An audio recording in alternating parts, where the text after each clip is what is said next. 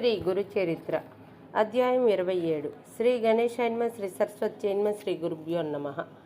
మందమతులైన ఆ బ్రాహ్మణులు శ్రీగురుని యోగ్యత ఏమిటో గుర్తించలేకపోయారు.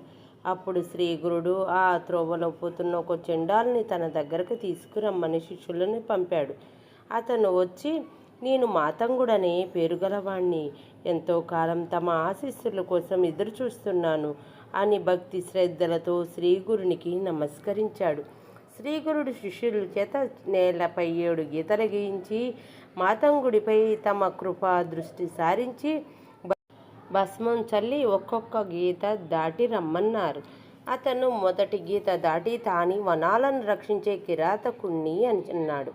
రెండవ గీత దాటి గంగాపుత్రుడనని, మిగతా గీతలు దాటుతూ తాను శ్రమ చేసే శూద్రుడనని, వేదపారంగతుడై ఉపాధ్యాయుడైన బ్రాహ్మణుడనని తన పూర్వజన్మల గురించి చెప్పాడు.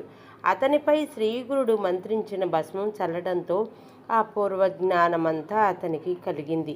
శ్రీగురుడు అతన్ని ఆ పండితులతో వాదించమని ఆజ్ఞాపించారు.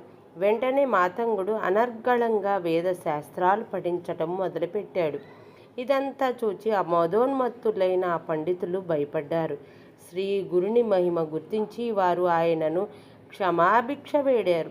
తమ తప్పులు మన్నించమని కోరారు. పశ్చాత్తాపంతో కొంత దుష్కర్మ నశిస్తుందని, చనిపోయాక రాక్షస జన్మ వచ్చి 12 సంవత్సరములు గడిచాక ఒక వేద పండితుని వలన ఆ దోషం తొలుగుతుందని వారికి చెప్పారు.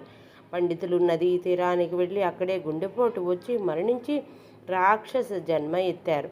ఆ తర్వాత అంతా శ్రీగురుడు చెప్పినట్లే జరిగింది. శ్రీ దత్తాయ గురవే నమః.